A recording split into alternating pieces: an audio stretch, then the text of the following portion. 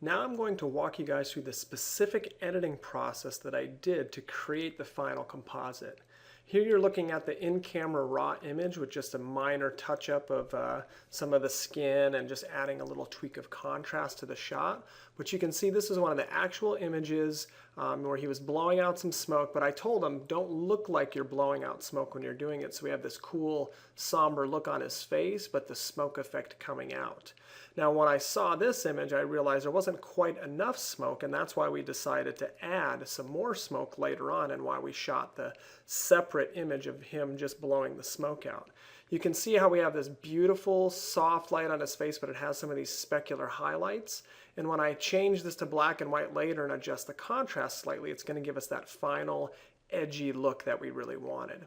You notice the background light as it came in at a 45-degree angle. It has that nice warming effect to the gel, which looks very, very cool if we happen to keep this in color.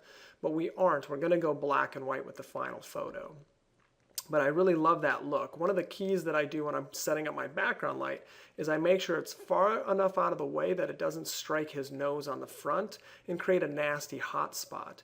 Notice I also said it was 2 stops under the main light. The front light was at f5.6 at ISO 100. The back light was at f2.8, or 2 stops darker. When light comes back at the camera and reflects into the lens like this, it increases in brightness by 1 to 1 1/3 stops or more. So as you can see, even though it's 2 stops under, it still has a ton of detail and even a little bit of blown out highlights. So that's why we want to make sure that background light is 1, 2 stops or more underexposed from the main light. Now you may look up here at my settings and go, wait a minute, you're at f4. Well, I decided to go to ISO 50, which meant my camera is half as sensitive to light at ISO 100, and therefore I could go to f4 instead of f5.6 to get a little bit shallower depth of field. And that's sort of the effect I wanted with this image. And you notice his ears out of focus and some of that hair. And it also pushes the smoke slightly out of focus, which gives us this cool, foggy effect to the image. So here's the original image with just a little bit of retouching done and a little contrast added. Here's the image once I cropped it slightly and turned it black and white. I wanted the image very full frame. And we just turned it black and white. I didn't do really anything any too aggressive. I just pulled up the contrast just a little bit for that. And then here's the final image with the smoke added onto it in the second layer. So you can see what a drastic difference this makes, and it makes the image look very eerie and sort of ethereal at the same time. Here's the plate of the smoke that I actually overlaid over the top of this image. I had to, of course, put the same color tone and gradation as far as black and white goes on this image, otherwise it wouldn't match. And then I actually had to flip it around and reverse it to get the effect going to wrap around his face like this. So now I'm going to take you into Photoshop and show you exactly how I composited these two photos. One thing that I do need to do before we get there is actually take this particular image right here, and we want to make sure that this one has a matching black and white tone. So I'm just going to take it into the development module and put a generic black and white on it right now. And I'll talk a little bit about some of my custom black and white effects that I use. So for now, we're just going to turn it black and white, and we're going to boost up the contrast a little bit, add a little bit of clarity to it so it has some nice texture, as you can see, and that makes it look really cool.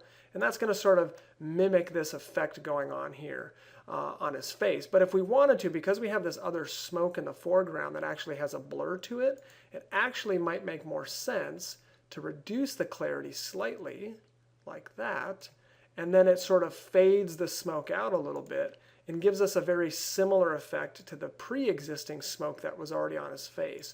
And that's going to help it blend together much better. So now we're going to take this image and this image, and we're going to open them up and show you how I did the composite in Photoshop.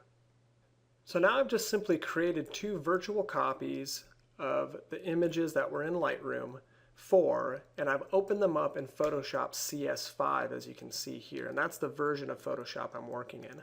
So here's the image of the smoke, and we want to composite that image together with this original shot image of him with a little bit of smoke coming out. We want to kind of add it over this area right here for effect. So the first thing I'm going to do is click on the smoke shot, and what I want to do is simply grab this shot and drop it on top of the other one.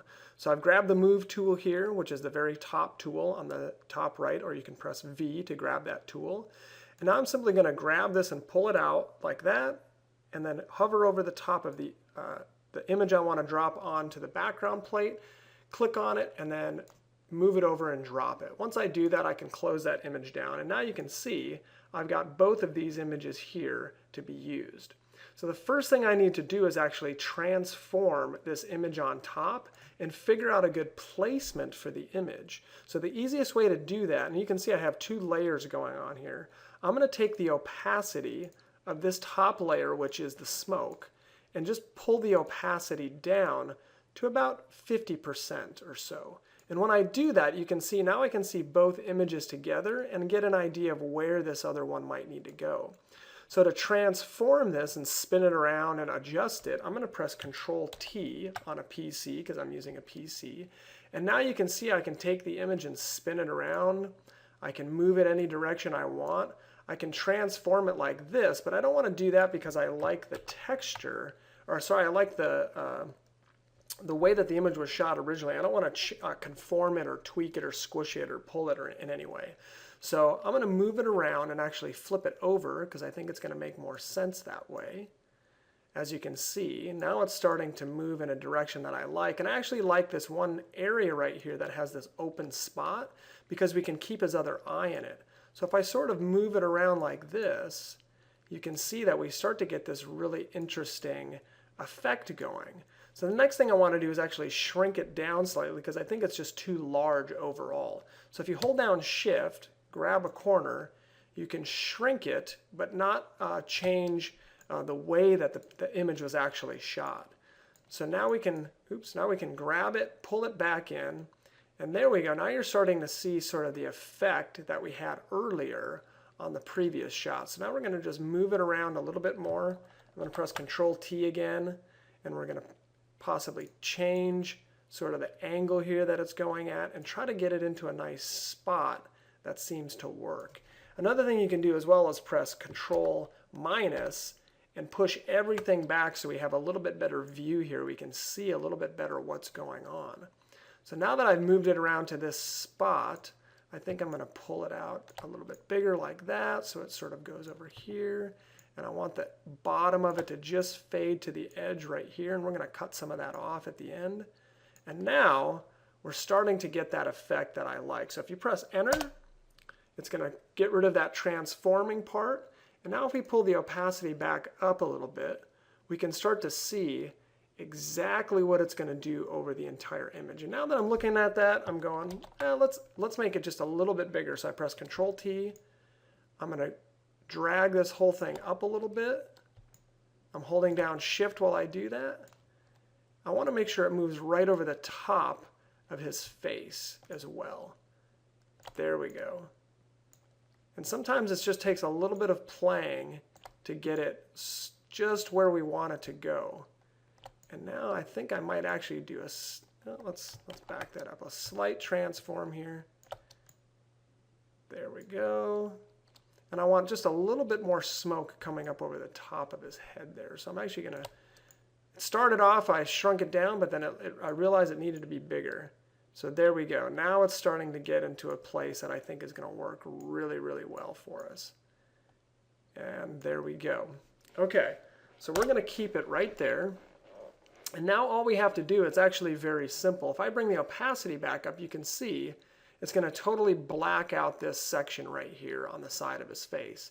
And even when I do that, now I notice I want a slight other tweak to it, just about like that. There we go. All right, pressing Enter again. Now we can bring the opacity back down and just take a quick look and see where we're at.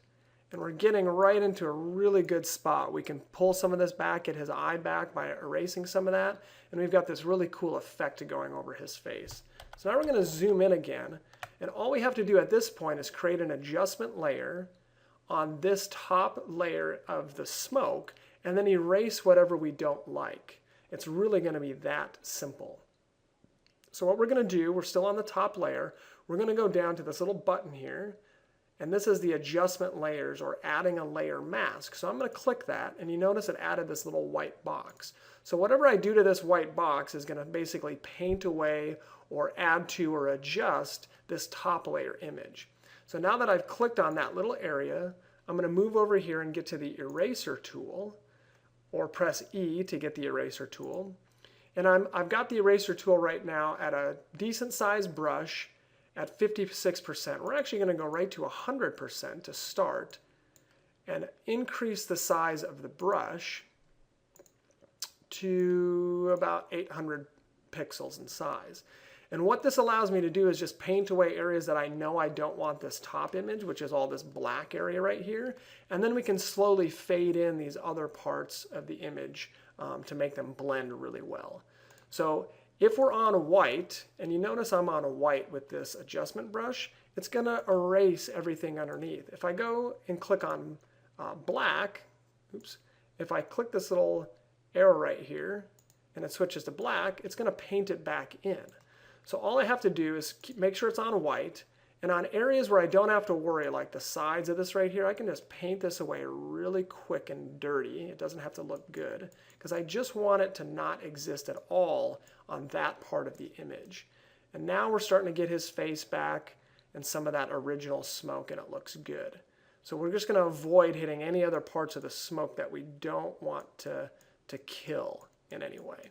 So now that we've got that painted away, we're going to adjust the opacity. We're going to bring the flow down to, say, 16%. We're going to bring the opacity down.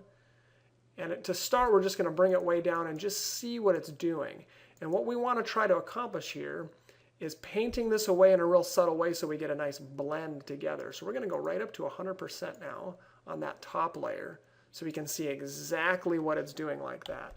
So we're just going to adjust this brush slightly so it's a little bit bigger, maybe about 400 pixels or so. And we're just going to slowly paint some of this stuff away and blend it together. And I'm just sort of clicking and dragging so I get a very nice blend together of these two layers. Because the last thing we want to do is have this really rough edge. I'm going to pull a little bit of these really dark areas back a little more aggressively. As you can see, bada bing. And I'm actually going to pull some of this, and we want to make sure that we're on the adjustment layer and on the white. There we go, much better. Don't want to adjust through the wrong layer there. And now you can see it's starting to blend these two together really, really nicely. Very cool. So we're just going to do a little bit more of this, adjusting back through and getting the two layers blended. And of course my background layer here is very dark, which is why you see it getting darker in the background. And the adjustment layer up here is of course much brighter. And there's a spot right here where you can see his eye, but I actually want to pull some of that detail back. So I'm going to pull this brush down, make it a bit smaller, and then I'm just going to paint a little bit of that back until I see his eye. And then we're going to fade it all together. So I'm just clanking on it a few times until I see his eye really well. And that looks cool. And now I'm simply going to fade this whole section together a little bit more just by changing up the opacity.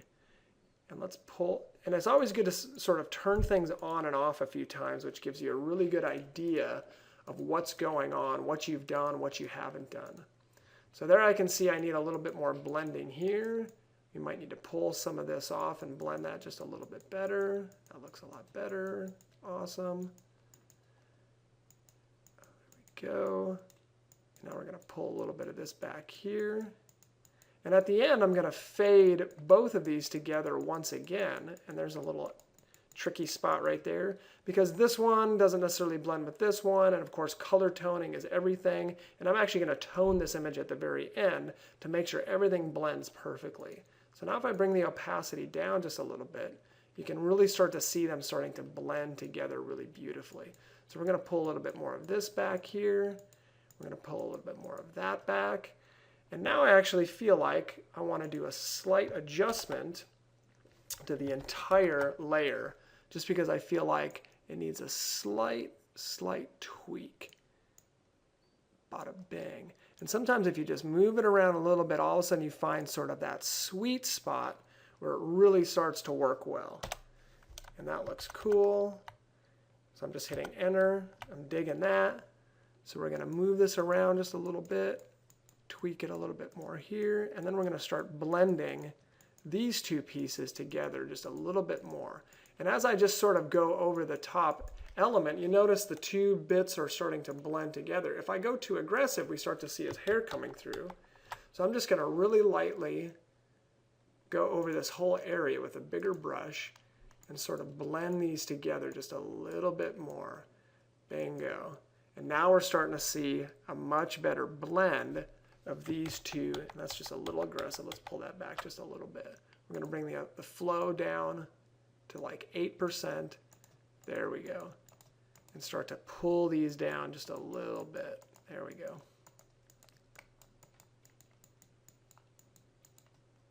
Awesome.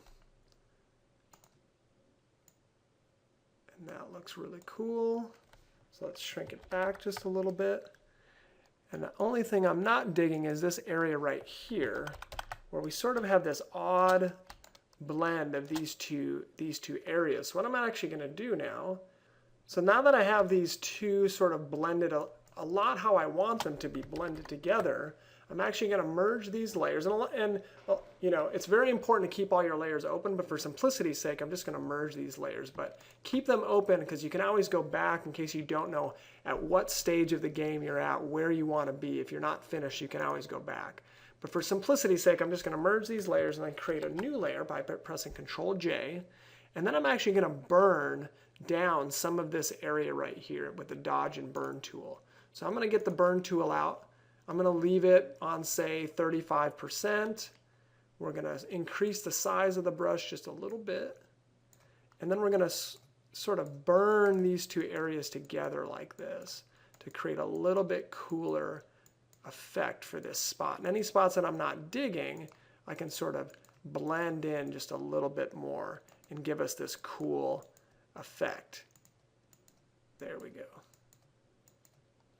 Awesome. Now it's starting to look cool. Now the only problem we're having with the image at this point is just that we're having a little bit of a color problem. And that happened simply because I didn't tweak these two exactly to the same black and white color when I started, which of course you'd always want to do, but I can easily fix that when I bring it back into Lightroom, which is what we're going to do now.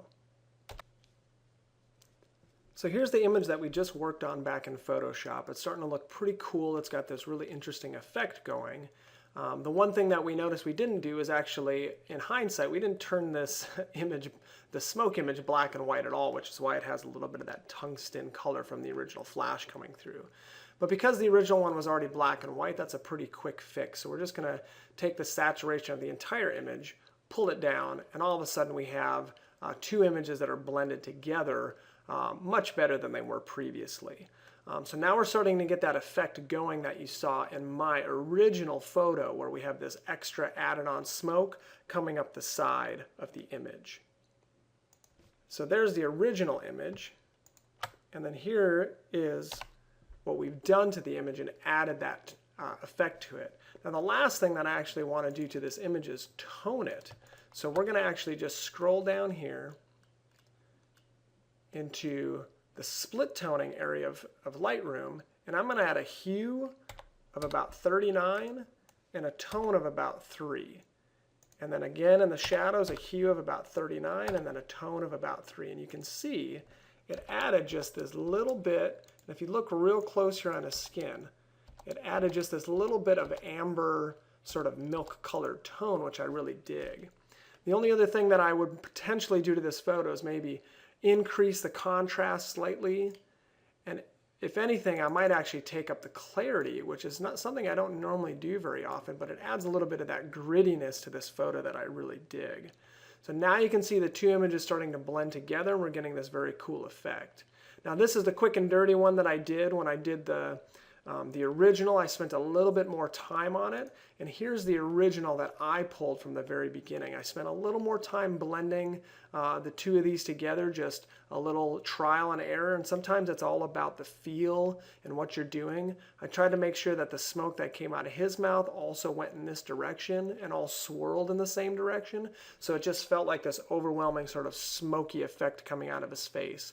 Also darkened the background just a little bit here. I dodged a little there and burned a little here just to get that effect. And then I liked how this was sort of swooping off to the side because it almost made it seem like there was a fire in some way coming out from underneath. So that's how we get the final effect for the final image.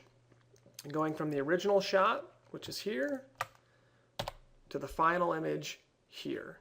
And it turned out really great. I really enjoyed putting these two images together, and it turned out really awesome. And of course, Jason loved the shot, and I'm sure if you've seen his Facebook page or his Twitter profile, this is his new image that he's using for all of his stuff. So thanks for checking out the tutorial. I hope you really enjoyed it, and make sure more than anything, a lot of that stuff with Photoshop and blending is subjective, and it's a lot of fine tuning. It's a lot of what do you think looks the absolute best.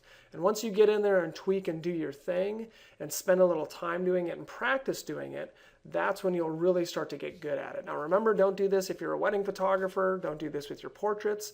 Do this for a specific 1 or 2 images that you really want to take to the next level and make look really, really cool.